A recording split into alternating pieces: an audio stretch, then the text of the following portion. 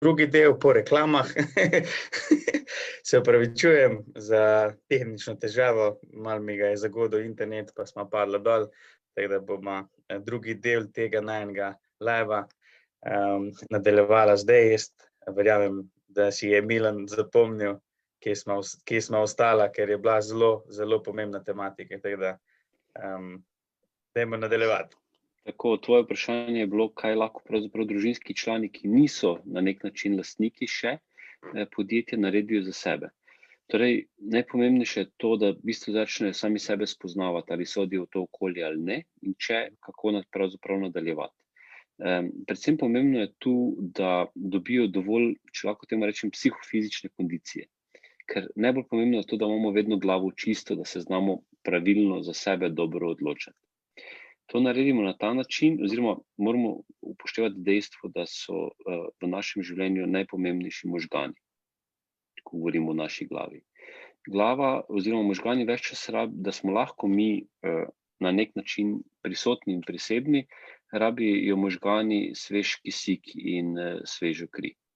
Svež kisik dobimo z dovolj športa oziroma dovolj gibanja, pa ne pretiravanje, ne? In svežo kri, pa zdravo kri, pa z kvalitetno hrano in tudi z gibanjem. Torej, v bistvu moramo poskrbeti za svoj stroj. In ko bomo mi dovolj psihično oziroma fizično močni, potem bo tudi glava na svojem mestu. In seveda pa ne smemo pretiravati, da bomo možgane izkoriščali do zadnjega in jih navijali z reševanjem problemov, ne. Moramo jim dati tudi njim neko kontra zadevo. Se pravi, če se 8 ali pa 10 ur na dan ukvarjamo z reševanjem problemov, potem jim moramo dati tudi nekaj za odpočiti se pravi, mogoče študiranje umetnosti, igranje igric, reševanje križank, branje stripov, skratka popolnoma nekaj drugega, samo ne televizije. Televizija ponavadi. Če smem samo tako dopolniti, vsi veliki ljudje v zgodovini, pa Nobelove nagrade in podobno, so imeli eno dejavnost, ker so bili profesionalci na svojem področju, pa mestri, v zgodba, so imeli eno dejavnost, ki je bila čisto kontra temu, kar so sicer počeli, ne. Ne vem, kdo je že en izmed ameriških predsednikov, recimo, slikal za časa takrat druge svetovne vojne, ne. Na eni strani, tako bi človek rekel, so ljudje umirali, ne, on je pa pač za tega, da je lahko razmišljal, delal. Se pravi, vsi veliki ljudje, sem bral, da so v bistvu imeli nekaj, da so, če so levo možgansko polovico zaposlovali za svoj posel, so potem še desno, ker takrat so se tudi rodile ideje, pa tako naprej, ne, tako da ta trditev sigurno mora držati. Ja, se pravi, to je tisto, no, potem pa je seveda so še tu naša čustva, na katere ne smemo pozabiti. Čustva niso v osnovi ljubezen, romantika, umetnost, to, kar mi mislimo, ampak je zabava. Ljudje se moramo zabavati, ne glede na to, kakšna situacija je. In seveda potem si moramo pa še poskrbeti za našo dušo, se pravi tisti mir sam s sabo, ne. To pa jaz v bistvu priporočam podjetnikom na ta način, da zjutraj, ko začnejo dan, da imajo najprej sestanek sami s sabo in ko je dneva konec, imajo sestanek sami s sabo, zato da v bistvu začnejo in končajo dan. In tako imajo vedno občutek, da so en dan zaključili. In s tem dobijo občutek, da so tukaj in zdaj in da vsak dan posebej živijo. Ne da se obrnejo pa naenkrat 10 let izginilo, pa niti ne vedo kdaj. Zanimivo je to, da so nasveti, a se pogovarjamo generalno o ciljih za življenje, ali o poslu, o družini, ali o odnosih, ali o podjetništvu, o čemerkoli, nasveti univerzalni. Če smo mi poštimani, potem vse stvari funkcionirajo tako, kar morajo, pa ne glede na to, kaj počnemo. In vedno se vrnemo na skupni imenovalec tega časa, pa tega, kdo smo mi, pa tako naprej. Tako da, ja, mi je všeč. Ja. Dobro jutro bi lahko rekli, ne. Pravzaprav smo del narave, ena ista je skupnost, ne. In če ne bomo po istih konceptih približno delovali, se pravi, da se nekaj začne in se nekaj konča in da moramo vmes biti v ravnovesju, potem bomo vedno v kaosu. In tisti, ki pa je prisoten in priseben, bo pa s tem kaosom upravljal. Ja, dobra. To je za napisati v pomnike. Bilo je nekaj takih zanimivih, ko jih je vredno to napisati in primerjati in tako naprej. Upam, da je najina publika to izkoristila. Hvala za nasvete pa ideje. Hvala. Ste hoteli nadaljevati še tukaj? V bistvu to so pač tisti osnovni koraki, kjer je pravzaprav treba poskrbeti, ker večinoma ljudi išče ta notranji mir. Nekateri hodijo v Indijo, nekateri potujejo okoli sveta, nekateri uporabljajo različne ekstremne športe ali se zatekajo duhovnosti ali k različnim poživilom. V resnici pa je ta notranji mir ali pa sveti gral, ki ga vsi iščejo, globoko v nas in se imenuje ravnovesje. In ko mi naredimo ta balans v sebi, po teh 4 komponentah, ko sem jih prej omenil, potem smo mi v bistvu pravzaprav središče in steber sveta in nihče nam ne more nič okoli nas. Ko mi več čas mislimo, da nekdo dela proti nam, v resnici pa samo mi pustimo, da neka druga energija pride v nas. Vse, ko dovolj domače naloge naredimo, ugotovimo, da smo dosti povezani, pa da smo v bistvu mi, po eni strani se obnašamo tako, da smo središče sveta, po drugi strani pa skozi dajemo energijo drugim stvarem, pa ljudem okrog nas, pa tako naprej, pa tej celi zgodbi. Je tak zanimiv paradoks, bi rekel, ko se človek malo poglobi v to zadevo. Fajn, všeč mi je, bi rekel, spodbuda nekih temeljev, pa ravnovesje, pa 4 točke, to je vse, o čemer pač tudi na inštitutu govorimo, ker se nam zdi, da je izredno pomembno, da imamo temelje dobro poštimane, pa da smo mi v ravnovesju, potem pa lahko pač vse ostalo odfunkcionira tako, kar mora. In ta, bi rekel, središče, ko ste ga dobro izpostavili, če je to tam, ko mora biti, ali pa na tak način, ko mora biti, potem je fajn živeti. Ne bo to družinsko podjetništvo, ali ne bo to pač karkoli počnemo. Takrat šele sploh smisel življenja postane življenje. Drugače ne moremo govoriti, da živimo. Vse ostalo je pravzaprav tavanje v neki megli, pa iskanje smisel. Šele potem, ko smisel najdeš, reče, sedaj pa se splača živeti. In v bistvu v osnovi samo to, da smo več čas v ravnovesju. Nič drugega. Vse ostalo, kar pač od podjetništva do ostalih stvari, še pravi danes to najna tematika, zavisi od tega, na kak način mi skrbimo za naš ravnovesje, pa na kak način pač funkcioniramo. Vprašanje imam, naslovili ste knjigo V čevljih staršev. Zakaj? Zato, ker pravzaprav največ stvari prenašamo iz svojih staršev in se z njimi borimo. Vse skupaj pa gre iz ene raziskave. V Sloveniji imamo kar nekaj teh nagrad, podjetnik leta, gospodarstvenik leta, menedžer leta. In eno od teh nagrad, če pogledamo, ki jo zdaj že skoraj 30 let podeljujejo, teh glavnih nagrajencev v resnici več ni. Dobili so nagrado, ampak po nagradi jih več ni bilo. In jaz sem se ukvarjal z raziskovanjem tega pojava in sem seveda večinoma teh ljudi govoril, kaj je bilo tisto, kaj jih je pripeljalo do uspeha in kaj je bilo tisto, da jih je naenkrat čez noč ugasnilo. Se pravi, to so bili najuspešnejši podjetniki, ne samo, oziroma podjetniki, pač najuspešnejši v svoji branži na svetu, ne samo v Sloveniji. In vsi so imeli skupno to, da niso dobili pohvale svojega očeta v zgodnjem otroštvu.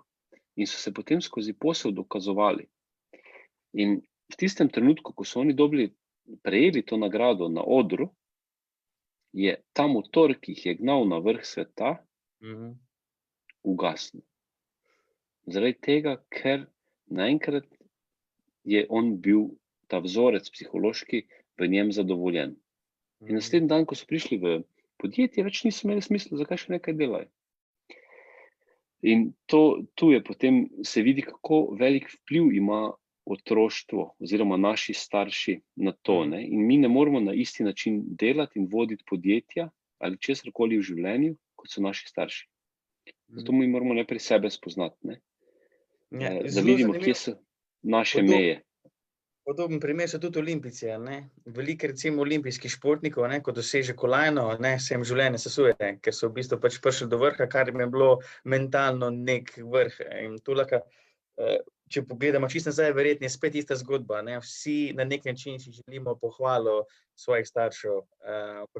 Fascinantno mi je to, kako močne so te stvari in v bistvu nobena pa ni zapreta, ne. Nič ni takega, da bi te kdorkoli držal, da ti ne smeš iti, nisi v restu, kakorkoli, ampak tvoja glava je sposobna producirati tak razmišljanje, pa se znova in znova vračati v preteklost, pa bi rekel, iskati tisto, kar nam je znano, ne. Res je fascinantno, na kak način smo naštimani. Tako da, se pravi, vsi vzorci, cela zgodba prije od staršev, od tod naslov. Tako, zato je pomembnih teh prvih 6 let našega življenja, ne. Zato sem tudi v začetku mogoče v šali dejal, ne, da tako kot bi rabili pripravljalnico za vodenje podjetja, bi rabili tudi pripravljalnico biti starši. Ja. Ne, ker mi dejansko z napačnimi prvimi koraki, ko otroka vzgajamo, enostavno mu lahko zavozimo celo življenje.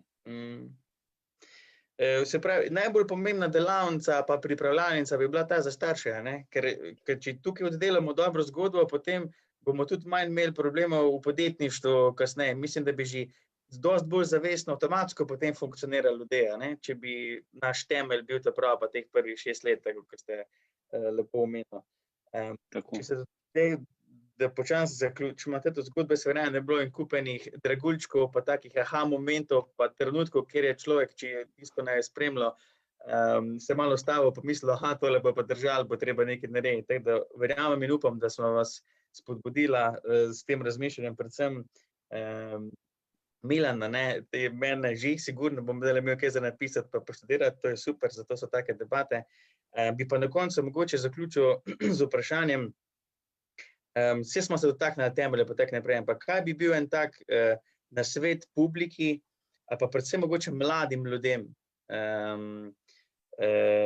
ko se lotevajo, pa da je konkreten poleg tega, da se spoznamo, ne. Recimo, jaz sem danes star 20 let, imam neko idejo, da bi rad naredil posel, iz tega, kaj bi bila tista stvar, poleg tega, kar sem pa seveda poudarila, da je mogoče praktična tudi pa konkretna. Glede na to, da je na zadnjem delu knjige Kodeks družinskega podjetništva, bi v bistvu vsakemu svetoval, da si najprej napiše pravila, po katerih bi on rad deloval. In na ta način bi v bistvu tudi postavil svoje meje, pa hkrati drugim pokazal, kam želi iti in na kakšen način. Tudi, če je šele razvija idejo. Tukaj sta dva ful močna momenta, se mi zdi. Prvič, ljudje, ko pišemo svoje cilje, razmišljanje, kakorkoli pač, dosti utrjujemo te zadeve, ker naši možgani so povezani z našo roko, pa imajo en tak poseben mesto. Pravijo raziskave, koliko se domačo nalogo delo, kar se tega tiče. Druga stvar je pa, mogoče komu, ki ni isti karakter, kot jaz, dosti lažje prebrati stvari, pa se tudi ponovno vedno spomniti. Jaz mislim, da je to zelo, zelo dober nasvet.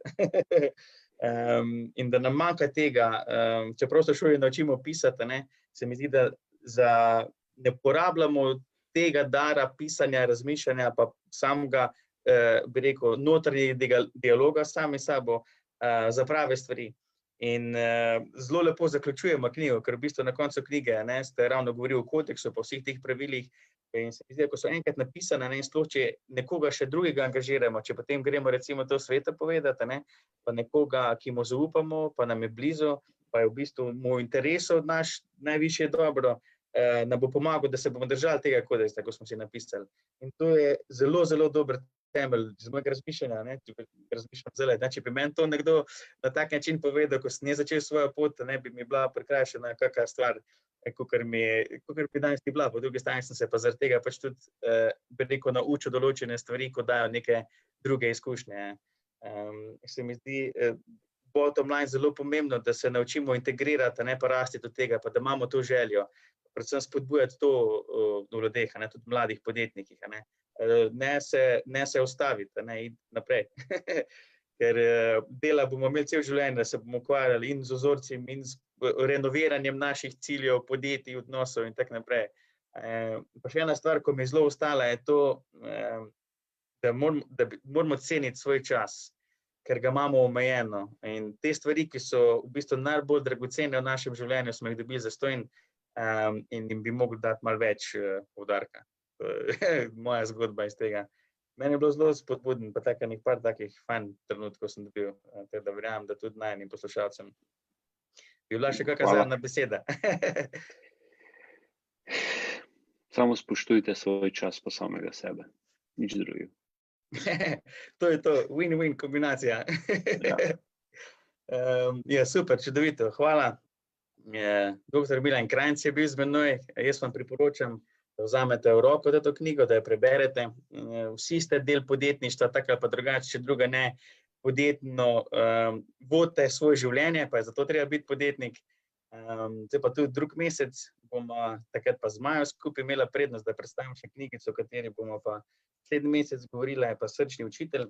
Bomo tudi debatirala z avtorico, da verjamem, da je naslednji korak, ko ga lahko nadgradimo iz tega, da se dobro spoznamo, pa da se znamo od družinskega podjetništva iti na pamet način. Seveda moramo tudi se naučiti dobro mentorirati ljudi okrog sebe, pa biti ta prav učitelj. Tako da verjamem, da bo tematika tudi na mesto, vsi dobrodošli. Če je kakršnokoli vprašanje, dobrodošlo še, bomo še po zaključku odgovorila, tako da zaenkrat pa bi to bilo to. Hvala lepa, Milan, za dragulčke, bom jaz rekel, za fajn informacije. S pridom jih bom vsaj jaz koristil, sigurno verjamem pa, da tudi vsi, ko so nas spremljali. Tako da hvala vsem, ki nas spremljate, spremljate nas še naprej.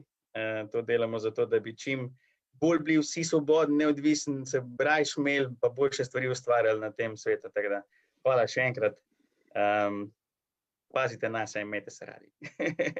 Srečno. Čau.